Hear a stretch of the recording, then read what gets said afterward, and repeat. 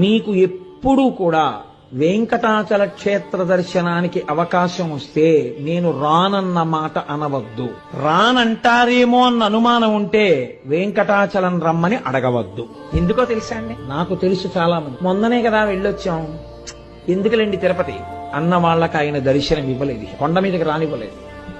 సేవ టిక్కెట్టు చేతిలో ఉన్న అహంకారానికి పోయిన వాళ్ళకి సేవ లేకుండా చేసి పంపించిన సందర్భాలు ఒకటి కాదు, రెండు కాదు, నాకు ఎన్నో తెలుసు. నేను మీకు పరమ సత్యం చెప్తున్నాను. ఇప్పుడు నేను చెప్తున్న ప్రసంగాన్ని, మీరు వింటున్న విషయాన్ని వెంకటరమణుడు వింటున్నాడు. మీరు మనసులో స్మరించిన దాన్ని కూడా ఆయన తెలుసుకుంటాడు. మీకు ఎప్పుడూ కూడా వెంకటాచల క్షేత్ర దర్శనానికి అవకాశం వస్తే నేను రానన్న మాట అనవద్దు. రానంటారేమో అన్న అనుమానం ఉంటే వెంకటాచలం రమ్మని అడగవద్దు. ఎందుకో తెలుసా అండి? నాకు తెలుసు చాలా మంది. మొన్ననే కదా వెళ్ళొచ్చాం, ఎందుకులేండి తిరుపతి అన్న వాళ్ళ